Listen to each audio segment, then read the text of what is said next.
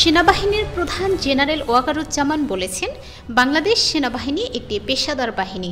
সেনাবাহিনীর কার্যক্রম সম্পর্কে সরকার জানে, জনগণও জানে। নানা গুজব ছড়ানো হচ্ছে, কিন্তু দেশে কোনো জরুরি অবস্থা জারি করা হয়নি। সোমবার ঢাকা সেনানিবাসে সেনা প্রাঙ্গণে সেনা কর্মকর্তাদের সঙ্গে এক বৈঠকে এসব কথা বলেন তিনি।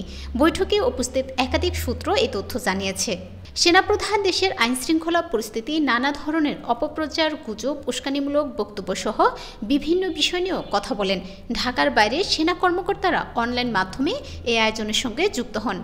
সূত্র জানায়, কর্মকর্তা সৈনিকদের প্রতি কৃতজ্ঞতা জানিয়ে সেনাবাহিনীর প্রধান বলেন, বর্তমান পরিস্থিতিতে যে দায়িত্ব ও নিষ্ঠার সঙ্গে সেনাবাহিনী কাজ করছে সেটি দেশ ও জাতি চিরকাল স্মরণ রাখবে। তিনি সবাইকে ধৈর্যের সঙ্গে দায়িত্ব পালনের পাশাপাশি যে কোনো উস্কানিমূলক বক্তব্যের প্রতিক্রিয়া না দেখানোর বিষয়ে সতর্ক করেন। তিনি বলেন, এমন কিছু করা যাবে না যাতে উস্কানিদাতাদের লক্ষ্য অর্জিত হয়।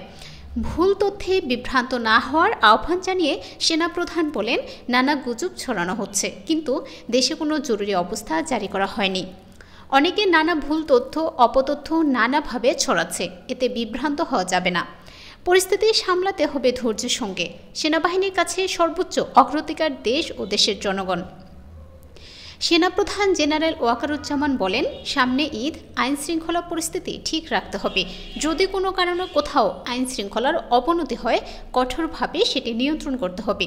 গত সপ্তাহের জাতিসংঘ মহাসচিব অ্যান্তোনিও গুতেরেসের বাংলাদেশ সফরের প্রসঙ্গ উল্লেখ করে সেনাপ্রধান বলেন, জাতিসংঘ মহাসচিব শান্তি মিশনে বাংলাদেশ সেনাবাহিনীর ভূমিকার প্রশংসা করেছেন। 5 আগস্ট পরবর্তী পরিস্থিতি যেভাবে সেনাবাহিনী সামলাচ্ছে সেই বিষয়ে সেনাবাহিনীর ভূমিকার প্রশংসা করেছেন জাতিসংঘ মহাসচিব। জাতিসংঘ মহাসচিবের সফরকালে কক্সবাজারে 1 লাখ রোহিঙ্গার ইফতার আয়োজনে সহযোগিতার জন্য সেনাপ্রধান রামু সেনানিবাসকে ধন্যবাদ জানান। সম্প্রতি যুক্তরাষ্ট্রের সিনেটর গেরি পিটার্স সেনাবাহিনীর প্রধানের সঙ্গে সৌজন্য সাক্ষাৎ করেছেন।